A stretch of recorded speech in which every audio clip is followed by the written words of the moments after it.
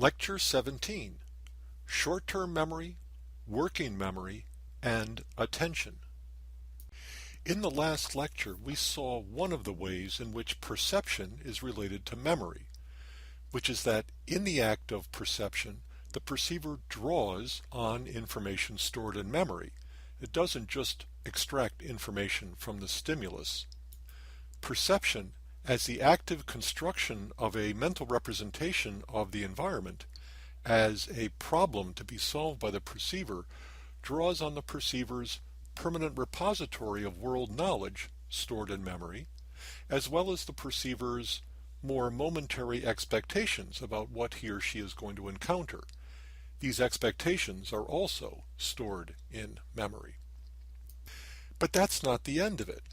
Perception doesn't just draw on memory, it also changes memory, because perception leaves a trace of itself in memory, a mental representation of the stimulus event that persists after the stimulus itself has been terminated.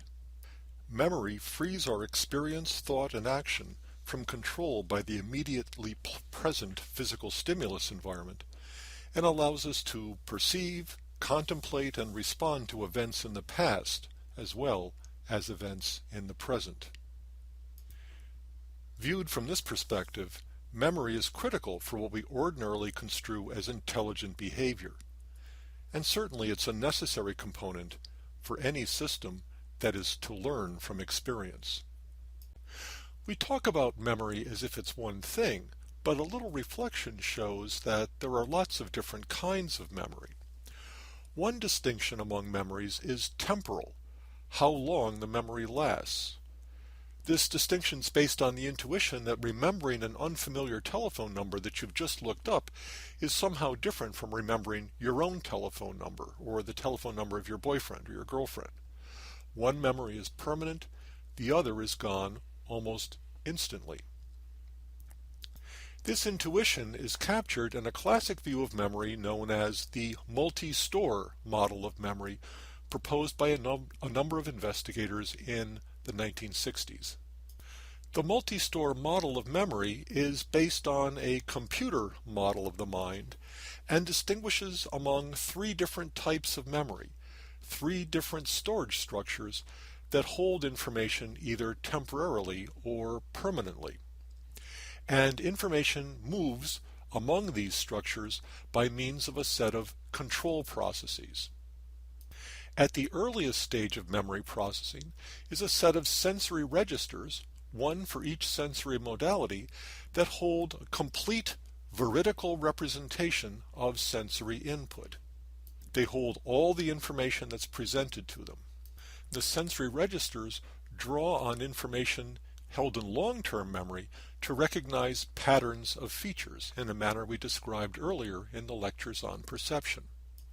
In the model, some subset of the information held in the sensory registers is then transferred to a second store known as short-term memory by virtue of a control process known as attention. By paying attention to some things as opposed to others, those things we pay attention to get transferred into short-term memory. Items in short-term memory can be maintained there indefinitely by means of another control process known as rehearsal. Again, think of the telephone number example. You look up a telephone number or somebody gives it to you and you repeat it to yourself over and over again until you get a chance to write it down or dial it. That's what rehearsal is like.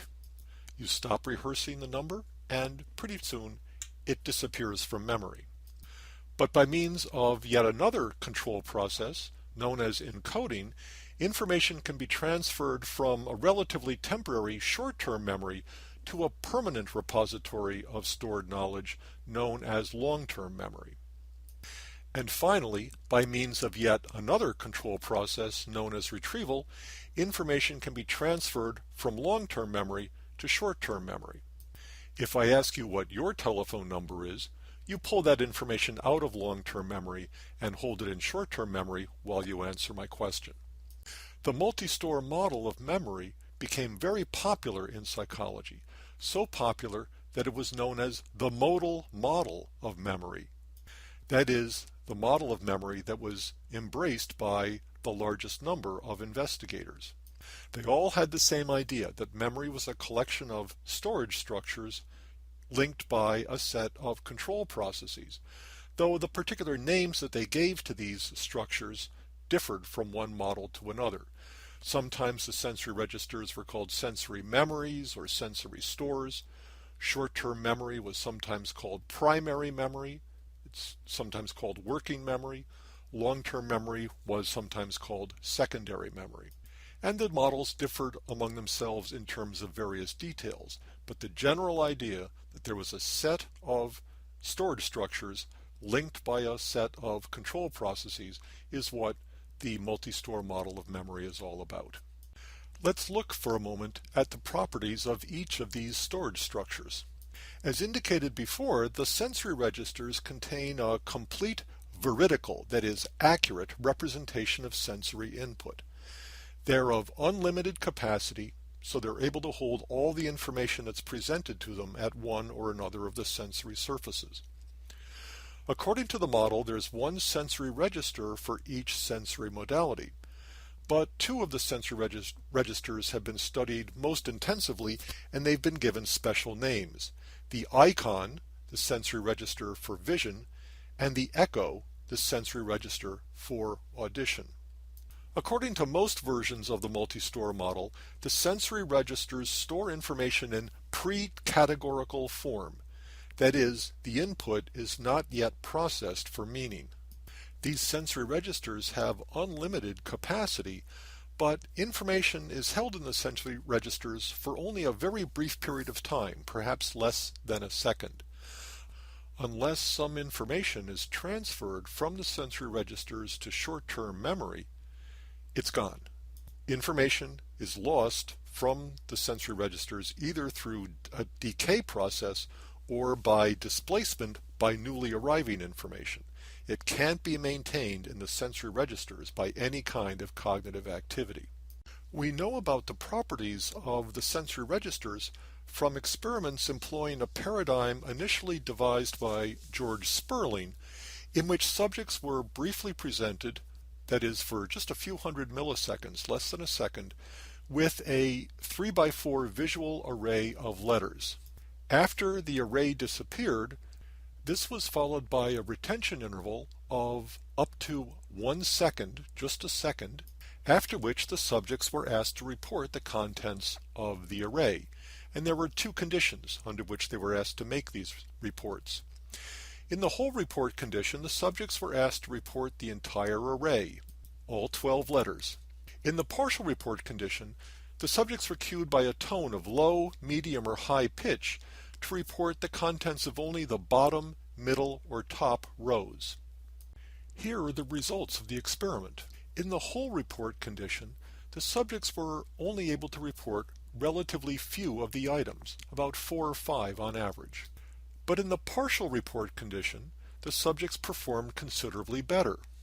If the tone was presented before the array was shown, or immediately when the array was shown, the subjects were able to report virtually its entire contents, 9 or 10 of the letters. The implication is that the entire array was actually represented in iconic memory because the subjects could report accurately the contents of any randomly selected row. So the contents of all the rows were available to them. However, even in the partial report condition, memory dropped off rapidly over the retention interval. With a retention interval of just 1 second, the performance dropped to equal that of the subjects in the whole report condition. In the whole report condition, apparently, subjects couldn't extract all the information in the array before it decayed. So this simple experiment tells us that all the information in the visual array is available in sensory register so long as you can get it out. You got to get it out very fast because it decays very rapidly. Something like the sensory registers is almost logically necessary for the sensory perceptual system to make contact with memory. But some investigators have wondered just how useful it is. After all, in the real world, stimuli usually remain present in the environment for longer than just a few hundred milliseconds, and this ecological fact, this fact about the environment, may obviate any need for the sensory registers. As Ralph Haber, psychologist, once put it in a famous paper, iconic memory may only be useful for reading at night in a lightning storm. Still, the sensory registers are memory storage structures, the point where sensory information first makes contact with the cognitive system, and they do give an organism the opportunity to react to very brief events. It's been proposed that the icon was probably especially useful in the evolutionary scheme of things because it enables organisms to catch the movements of predators and prey that are very rapid. And the echo seems even more useful because many sounds are normally brief, in particular the sounds that make up the phonemes of spoken language. Probably of clearer relevance to everyday life, and not just for remembering telephone numbers either, is short-term memory. Information is transferred from the sensory registers to short-term memory after it's received some degree of processing, after it's been subject to feature detection, pattern recognition, and directed attention. In some versions of the multi-store model, primary memory or short-term memory is thought of as storing an acoustic representation of the information, that is, what the name or the description of the object or event sounds like. In any event, short-term memory has a limited capacity.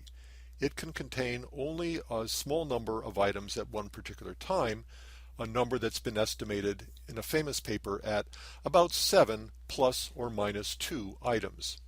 Think about telephone numbers. There's the 3-digit exchange and there's the 4-digit number. In fact, it was psychological experiments at Bell Laboratories that determined just what the limits of a usable telephone number might be. Information in short-term memory can be maintained there indefinitely by means of rehearsal, repeating it over and over, either out loud or to yourself. With enough rehearsal, especially as we'll see later, enough rehearsal of a particular kind, information can be transferred from the temporary store of short-term memory to the permanent store of long-term memory. If it's not rehearsed, the information in short-term memory either decays over time or, more likely, is displaced by new incoming information. Again, the capacity of short-term memory is limited to 7 plus or minus 2 items, so if you're going to put anything new in, something's got to go out. In order to demonstrate the limited capacity of short-term memory, let's do an experiment known as the digit span test. I'm going to read to you a list of digits, and then after I stop, I want you to just write them down. Here's the first list. 5, 9, 0. Write it down. Here's the next list. 4, 8, 6, 1. Write it down. Here's the next list. 7, 3, 0, 9, 4. Write it down.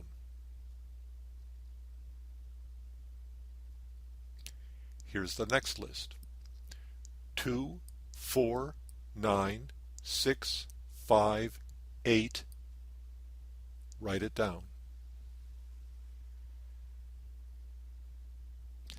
Next list.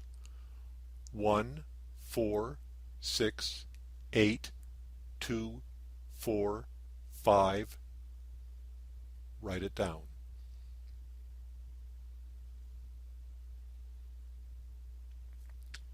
Next list. 3, 9, 2, 1, 5, 7, 6, 0. Write it down.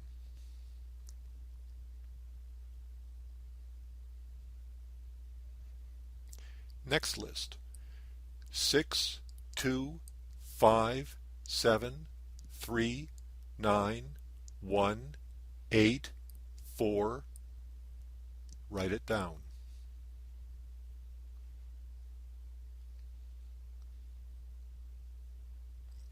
one more list.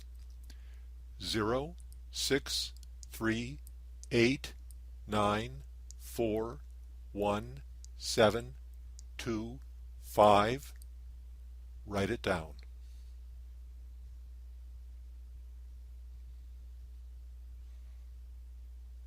Okay, now turn to the next slide and check your lists against the lists I read. Here are the lists. You probably got the first 3 or 4 lists with no trouble at all. Then you started having a little bit of trouble remembering all the items. When we got to lists of 5 or 6 items in length, 7 items, harder, 8 items, probably too hard. The capacity of short-term memory is 7 plus or minus 2 items. It doesn't have to be digits. You can also do this with letters. Here's an alphabetical digit span test. I'm going to read you a list of letters, and I want you to write them down after I stop. Here's the first list. Y, S, P, B, C, U, J, B, L, D, S, L, B, G, K, A, I, C, I, B, F. Write them down.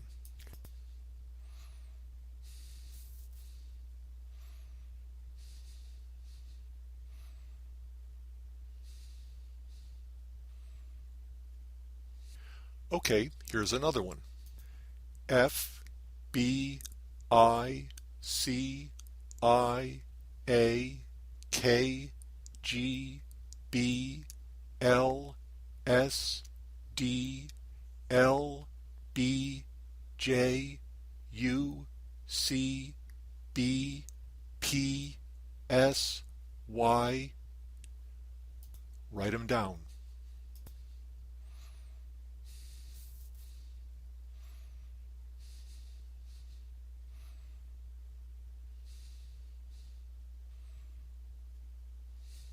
Now turn to the next slide and check your lists. Okay, here they are. For the first list, you probably got the first 5, 6, 7 items, but then it was all over. But in the second list, which had the same number of letters, you might even have gotten all of them. That's because in the second list, as opposed to the first list, you could break the letters up into meaningful chunks. FBI, CIA, KGB, the old Soviet secret police, LSD, LBJ, the initials of an American president, UCB, UC Berkeley, Psi, PSY for psychology. Chunking items together in this way is a means of increasing the effective capacity of short-term memory. So the capacity of short-term memory isn't 7 plus or minus 2 items. It's 7 plus or minus 2 chunks, where the chunks can actually be pretty large. If you can chunk the items together, grouping them together into meaningful units, all you have to do is remember the chunks. So to return to our example of the telephone numbers, these days telephone numbers are pretty long. There's the traditional 7-digit telephone number, a 3-digit exchange, and a 4-digit number. But then there's a 3-digit area code and maybe a 2 or 3-digit country code. Put those all together and you've got a string of digits that vastly exceeds the capacity of short-term memory. But by virtue of chunking, you can remember quite a bit. So, for example, all telephone numbers at the University of California, Berkeley begin with either 642 or 643. So you don't have to know those 3 numbers. All you have to do is remember whether it's a 2 or a 3. Berkeley is in area code 510. Most of the east part of San Francisco Bay is in 510. San Francisco is 415. New York 212, Washington 202, and so on.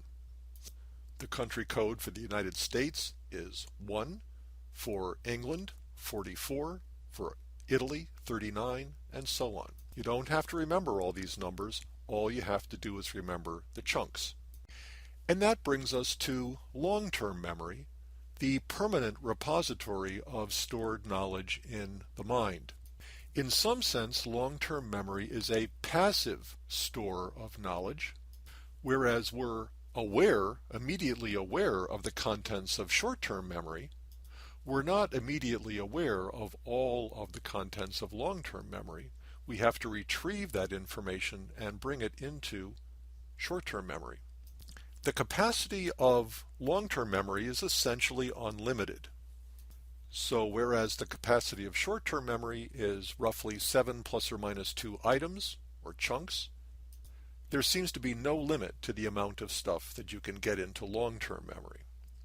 And long-term memory is also apparently permanent.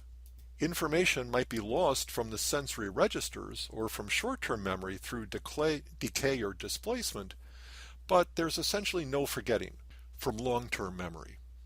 Now, obviously, we do forget things from long-term memory, but as we'll see later, there are reasons for thinking that those items are not permanently lost. Forgetting from the sensory registers or from short-term memory is permanent, but forgetting from long-term memory appears to be a temporary thing. Support for a distinction between short-term and long-term memory is provided by a phenomenon known as the serial position effect. Consider a form of memory experiment known as single trial free recall. The experimenter presents a list of items for a single study trial, and then the subject simply must recall the items that were presented to him or her. If we plot the probability of recalling each item against its position in the study list, we typically observe a bowed curve. Items in the early and late portions of the list are more likely to be recalled than those in the middle. These are known as the primacy and recency effects in memory. In the primacy effect, memory is better for items that occurred early in the list compared to items that were in the middle. In the recency effect, memory is better for the last items in the list compared to the middle. The primacy effect appears to reflect retrieval from long-term memory.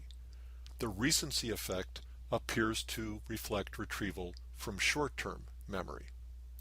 But how do we know this? How do we know that primacy reflects retrieval from long-term memory and recency reflects retrieval from short-term memory? It turns out that the primacy and recency effects are affected by different sorts of variables. For example, slowing down the rate of presentation, increasing the interval between adjacent items, and thus increasing the amount of rehearsal each item can receive, increases the primacy effect but has no effect on recency. The idea is that by giving the item more opportunity for rehearsal, we increase the likelihood that it will be transferred to long-term memory. Similarly, increasing the retention interval, the period of time after the list has been presented but before the subject has been asked to recall the items, affects recency but not primacy. Even with a relatively short list, increasing the retention interval to as little as 30 seconds virtually abolishes the serial position effect. Of course, the trick in this experiment is that the retention interval is filled by a distracting task to prevent the subject from overtly rehearsing the items. Still, slowing the rate of presentation increases primacy but has no effect on recency, and increasing the retention interval has a big effect on recency but no effect on primacy. And this tells us that the primacy and recency effects are due to two quite different kinds of memory. Other evidence supporting a distinction between short-term and long-term memory comes from neuropsychological studies of patients like HM who had amnesia. Testing revealed that patient HM had normal digit span, 7 plus or minus 2 items, just like everybody else. Apparently his short-term memory was unimpaired. But no matter how slowly you presented a list of words for free recall, he just couldn't remember any of it after even just a very short period of distraction. He seemed to have no capacity for long-term memory. Interestingly, there is another patient known as patient KF who has damage in quite a different area of the brain, the left parieto-occipital area, who has exactly the opposite pattern of memory impairment. Patient KF has severely impaired digit span, apparently no short-term memory, but normal free recall of lists even as long as 10 items, apparently normal long-term memory. So here we have two patients, patient HM, who has normal short-term memory but impaired long-term memory, and patient KF, who has impaired short-term memory but normal long-term memory. This pattern certainly suggests that short-term and long-term memory are structurally distinct, but there's a problem. Remember that the multi-store model of memory says that short-term memory is the pathway to long-term memory. It's by virtue of rehearsal that items move from the short-term store to the long-term store. But if KF doesn't have any short-term memory, how does KF get long-term memory to begin with? Findings like this led some investigators to abandon an important part of the multi-store model of memory, which held that short-term memory was the pathway to long-term memory, that it was somehow necessary for long-term memory to occur. We no longer think that that's the case. That's not to say that we don't have something like short-term memory. We obviously do. But recent theorists have begun talking about a working memory instead of a short-term memory. Working memory is so named because its function goes way beyond the function attributed to short-term memory, which is simply to keep an item in an active state. Working memory does keep items in an active state, but it keeps them in an active state while work is being performed on them, while the information in short-term memory is being used in the service of some task. So working memory is not simply a route to long-term memory. Rather, it's like a cognitive workspace where information is actively processed. Here's one view of what working memory might look like. And as you can see, it consists of a number of different elements. There is, for example, a structure known as a phonological loop for auditory rehearsal, like repeating a telephone number over and over again. And there's a visuospatial sketchpad that recycles visual images of a stimulus in the same way. And there's a central executive that controls conscious information processing, that is, actually operating on the information that's in working memory. And then there's a buffer memory that connects the phonological loop and the visuospatial sketchpad to long-term storage. You could think of working memory as just another name for short-term memory. But there's a big difference, which is that much more goes on in working memory than the simple rehearsal that was the primary function of short-term memory. If you continue in your studies of psychology, you're going to see a lot more references to working memory than you do to short-term memory these days. The distinction between short-term memory and long-term memory has a long history in psychology. It goes back at least to the time of William James in the late 19th century, who distinguished between primary memory and secondary memory in terms of attention.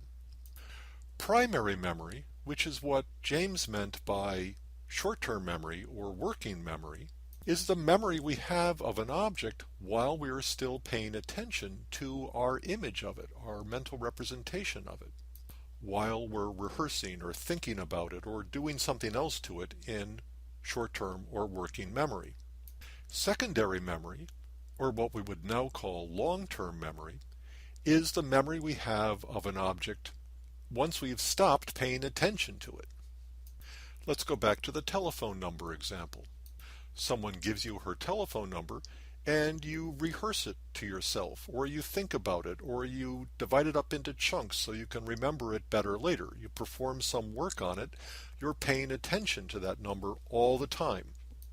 Then you get interrupted, you start talking to somebody else, and you're no longer paying attention to that telephone number, you're paying attention to the new thing.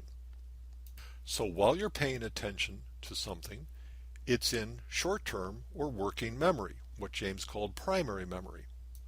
After you've turned your attention to something else, then the representation of that telephone number resides in long-term memory, or what James called secondary memory, or memory proper, which raises the question of, if attention is what links perception and memory, then what's attention? Well, James had an answer. He said everyone knows what attention is. It's the taking possession by the mind in clear and vivid form of one out of what seems several simultaneously possible objects or trains of thought. Focalization, concentration of consciousness are of its essence. It implies withdrawal from some things in order to deal effectively with others.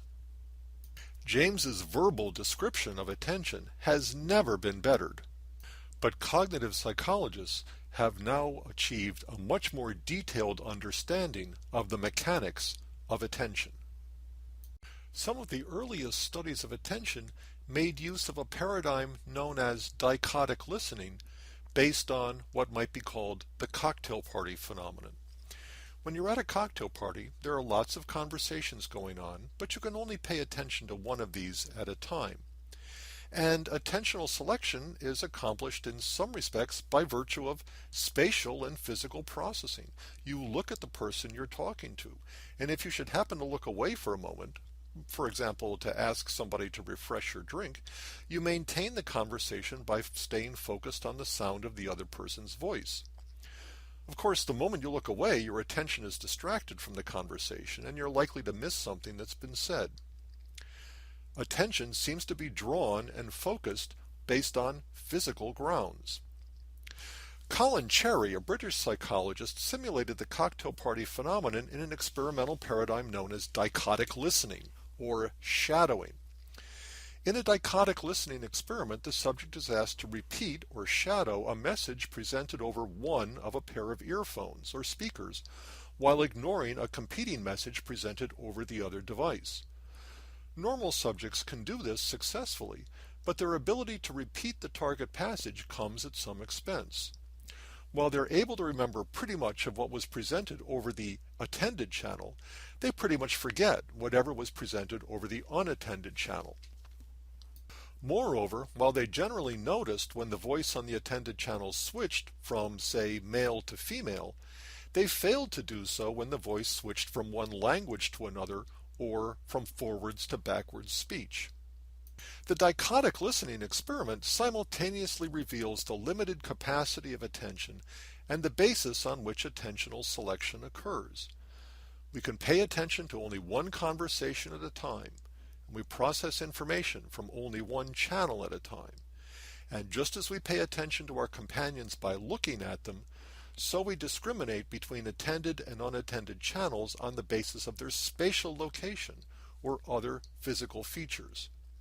Physical analysis comes first. Analysis of meaning comes later, or at least that's the way it seemed from these early experiments. Based on experiments of this sort, Donald Broadbent, another British psychologist, proposed a filter model of attention, which looks a little bit like the multi-store model of memory that we examined earlier. In Broadbent's model, information arriving at the sensory receptors is first held in the sensory registers, or something very much like them, from which it passes through a selective filter into a limited capacity processor, like short-term memory, that compares sensory information with information already present in long-term memory. Depending on the results of this comparison, the newly arrived sensory information may itself be deposited in long-term memory and may be used to generate some response executed through bodily systems like the muscles and the glands. In Broadbent's system, the limited capacity processor, like short-term memory, is tantamount to consciousness. Thus, attention is the pathway to awareness. Pre-attentive processing is unconscious processing. Post-attentive processing, or attentive processing, is conscious processing, which raises the question of how much pre-attentive processing there is. And according to Broadbent's theory, there is not very much. According to Broadbent, pre-attentive processing is limited to a very narrow range of physical properties, such as the spatial location and the physical features of the stimulus. Anything else, like the analysis of the stimulus for meaning, has to be done attentively. in the limited capacity processor like short-term memory. That's why in the dichotic listening experiment, subjects are able to focus on one ear and ignore information in the other ear. Attention is selecting one channel as opposed to another according to the physical features of that channel. The filter theory is a good start, but it turns out to have some problems. For example, Neville Morey, another English psychologist, found that in the dichotic listening experiment, subjects were distracted from the attended channel toward the unattended channel when their own name was presented over the unattended channel. And Anne Treisman, another English psychologist, found that subjects would follow the shadowed message if the presentation was shifted from one ear to the other. The fact that subjects can pick up on their own names presented over the unattended channel, or that they follow a message when it's shifted from the one ear to the other, suggests that some attentional selection goes beyond the physical features of the stimulus. Subjects can pay attention to things based on their meaning. But if subjects can pay attention to something based on its meaning, to shift attention from one thing to another based on meaning, then there has to be some pre-attentive processing of the meaning of an event too, not just its spatial and physical structures. Findings such as these led some theorists to propose late selection theories of attention as opposed to theories like Broadbent's, which are early selection theories. According to early selection theories, like Broadbent's original proposal, attentional selection occurs relatively early in the sequence of information processing, before meaning analysis can occur. In early selection theories, attentional selection is based on an analysis of the physical and spatial properties of the stimulus. After attention has selected some objects based on their physical properties, only then are those attended objects given any semantic analysis or analysis of meaning. Physical analysis occurs pre-attentively, pre-consciously. Semantic analysis occurs post-attentively or consciously. In late selection theories, both physical and semantic analyses occur early in the information processing sequence before attention is directed to them. So stimuli are analyzed for both their physical and their semantic features, and then on the basis of this analysis, some are attended to and play a role in ongoing thought and behavior. Again, according to early selection theories, pre-attentive processing is limited to developing a physical description of the stimulus. All available stimuli are processed at this stage, but things like identification, semantic description, categorization, and response are limited to the single stimulus selected on the basis of the physical descriptions composed at the early stages. But according to late selection theories, all available stimuli are also identified and processed for meaning pre-attentively, outside of a consciousness. Attention and consciousness are therefore required only for response. In late selection theories, you direct attention at some stimulus not just based on its physical features, but also based on its meaning, on its relevance, its pertinence for the task at hand.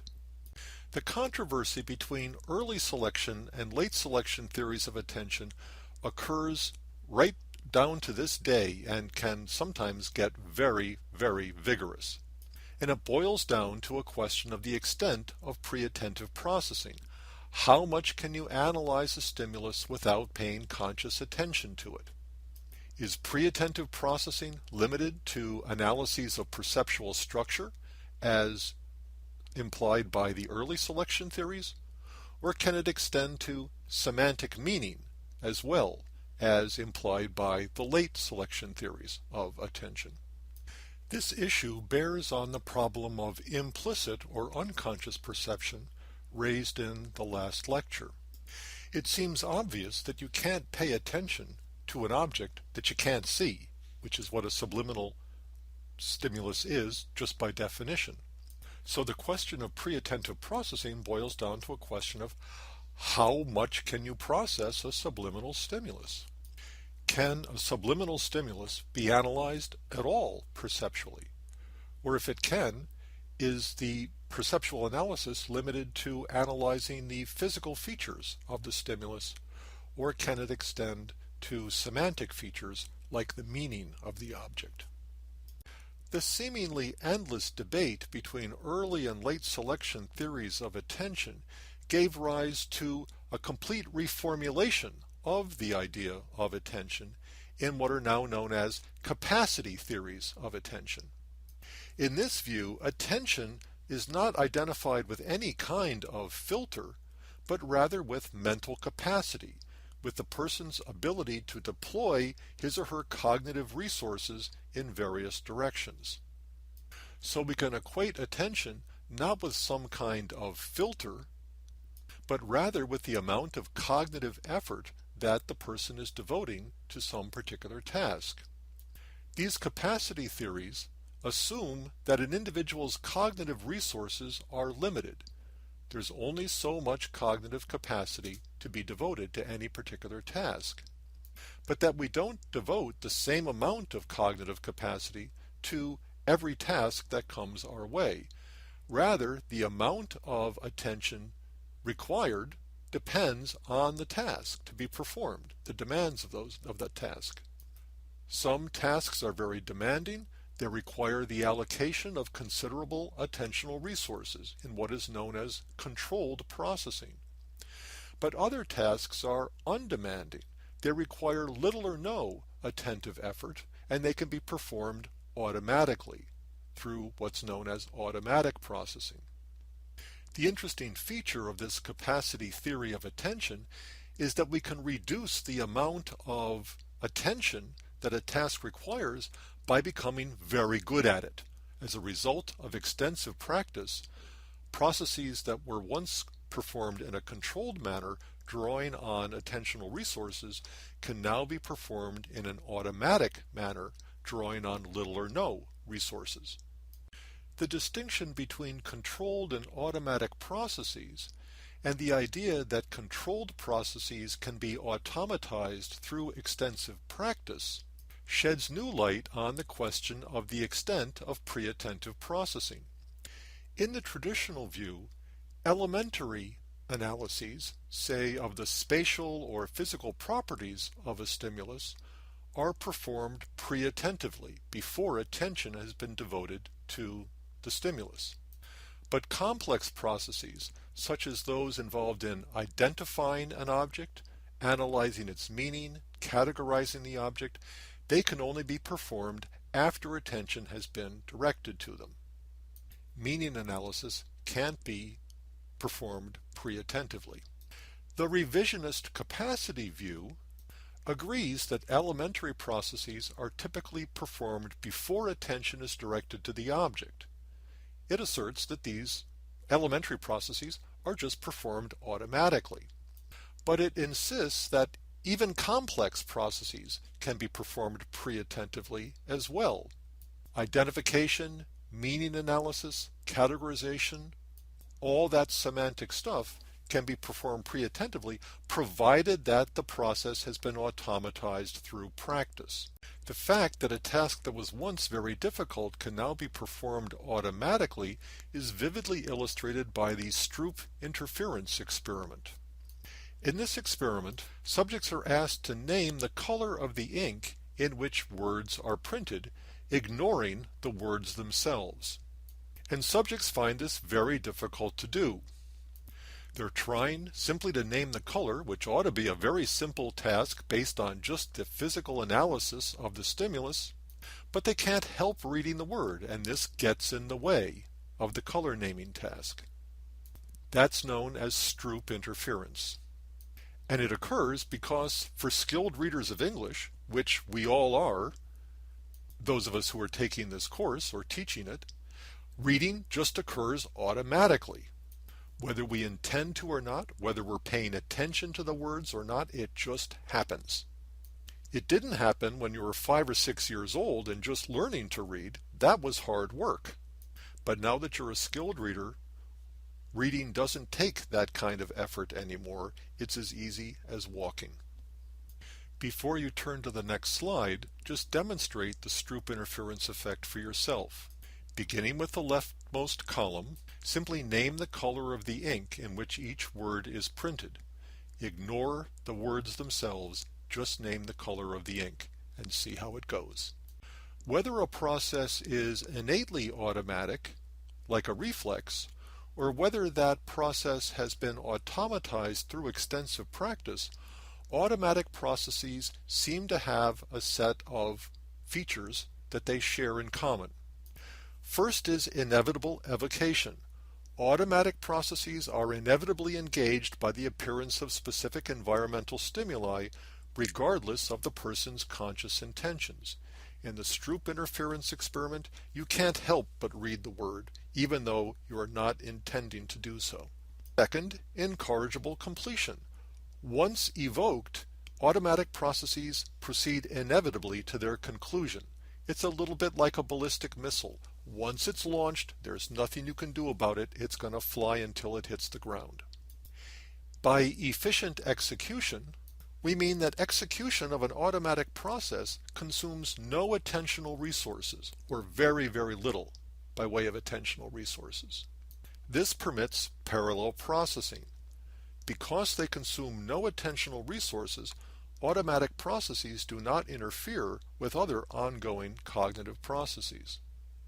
You can multitask, you can do some things in parallel, so long as they're all automatized. Automatic processes are unconscious processes in the strict sense of the term because they operate outside of our phenomenal awareness. We have no idea that we're doing what we're doing automatically, and they operate outside voluntary control. We don't control their initiation, and we don't control their completion. Controlled processing, by contrast, is conscious processing. We initiate and terminate it at will. Conscious processing, controlled processing, consumes cognitive resources. And when it comes to controlled processing, we're pretty much confined to doing one thing at a time. As we'll see in the next lecture, the amount of attention devoted to an event and the kind of attention devoted to an event is critical for its fate in long-term memory.